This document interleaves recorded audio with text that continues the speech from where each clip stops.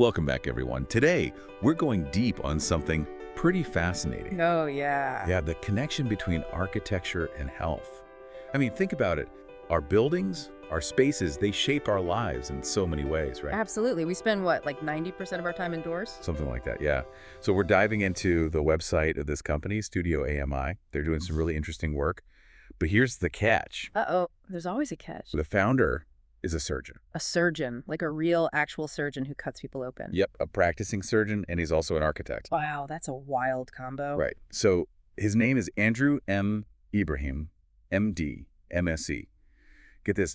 Not only is he this surgeon, but he's also an associate professor of architecture and urban planning at the University of Michigan. Okay, now that is impressive. I mean, talk about a multidisciplinary background. Exactly. And it's not just academia for this guy. He was a senior principal and chief medical officer at HOK, like one of the biggest global design firms out there. Seriously. So he's not just theorizing about the connection between our architecture and health. He's actually lived it on both sides. Exactly. Yeah. Which is what makes all this so intriguing, Yes. right? I mean, how does that hands-on experience as a surgeon impact his approach to architecture? Well, it's interesting because on their website, StudioAMI, and this is also the name of his upcoming book, by the way, he argues that design can actually measurably improve health. Hold on.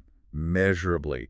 How do you even measure the impact of building on someone's health? Well, think about things like exposure to natural light in a hospital. That can lead to, get this, shorter patient recovery times. Really? Yeah, they've actually done studies on this. Or think about the layout of a senior living facility. How easy is it to get around? Does it encourage social interaction? That can have a huge impact on residents' physical and mental well-being. Wow. So it's not just about aesthetics. Yeah. It's really about how these spaces actually function and affect people's lives. Exactly. And it's not just theoretical, you Right. know? On the Studio AMI website, they have articles about the importance of finding the right architect for healthcare projects and really thinking about the needs of the patients and the staff.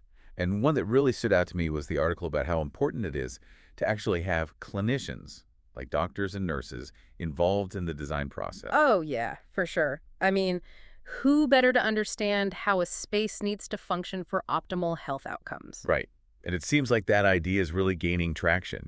They mentioned this 2024 survey on capital planning and health systems. And Well, like how they're spending their money. exactly. And apparently a huge majority, like 80%, are prioritizing design in their capital planning. Wow, 80%, that's huge. So they're putting their money where their mouth is on this whole design health connection. It makes you wonder why, though.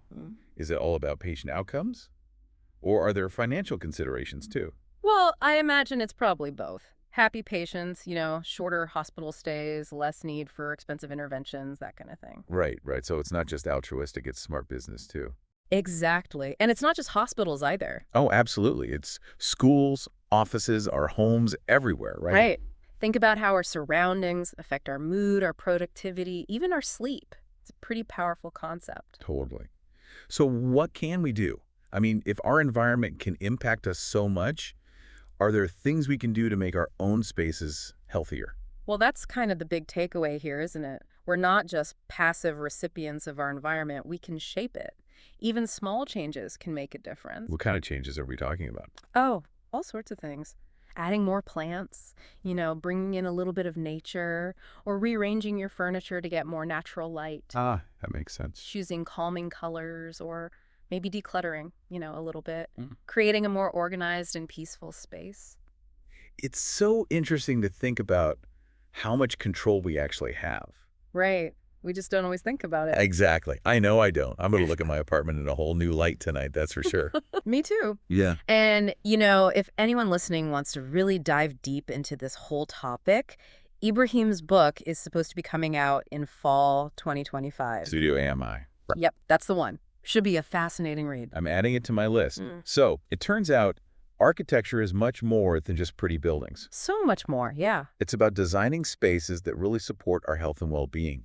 And that's something we can all think about no matter where we live or work. Absolutely. Well, on that note, thanks for joining us for this deep dive. Until next time, stay curious. See you next time. Bye.